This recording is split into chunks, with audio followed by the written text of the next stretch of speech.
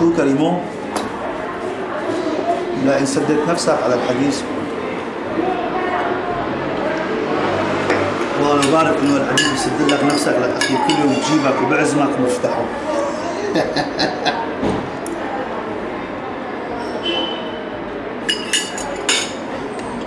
أنا بشغلته. لا تعرف فهمني أنا بشغلته مشان أبوه. الله يطول بعمره. إن شاء الله الله بياخذ من عمري وبيعطيه. شو بقى؟ بس أبوك بالمنطق يعني إذا عاش اليوم ما بعيش بكرة.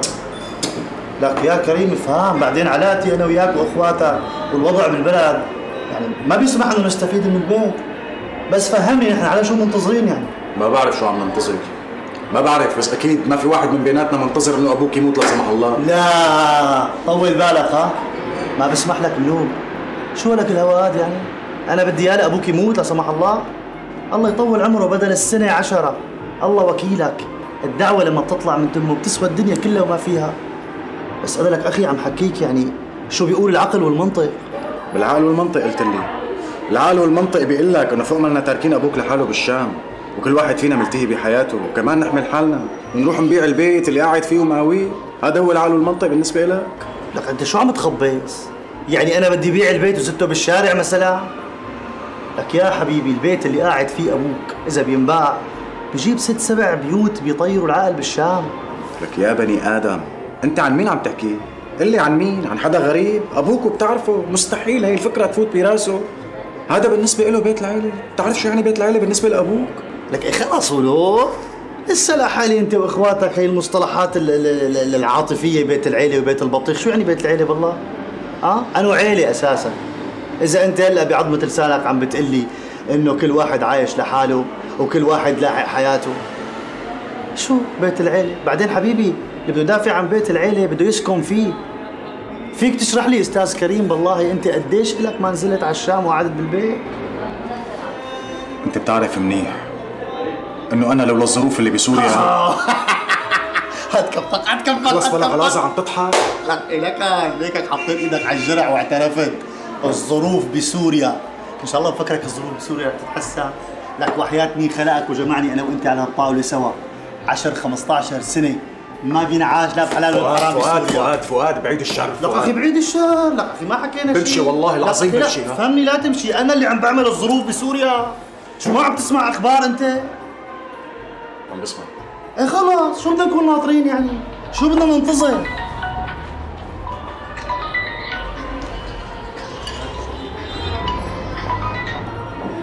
الو الو قدران تحكي؟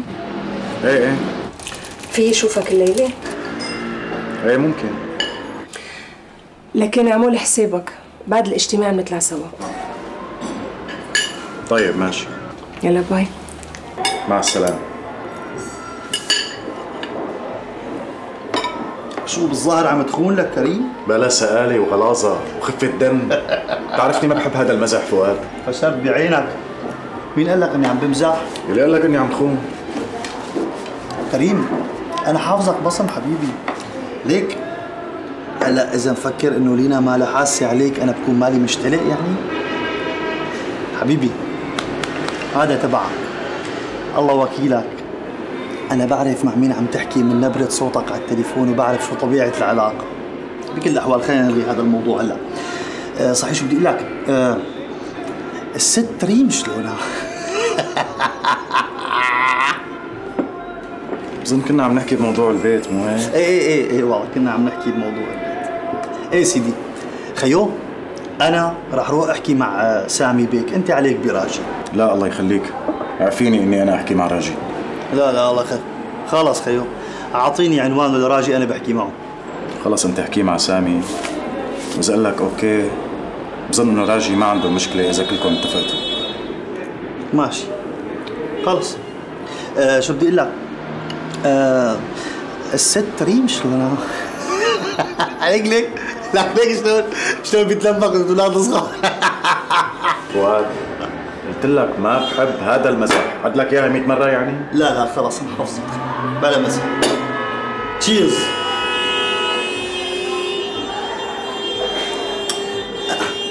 سعيد شرفنا اهلا وسهلا فيك.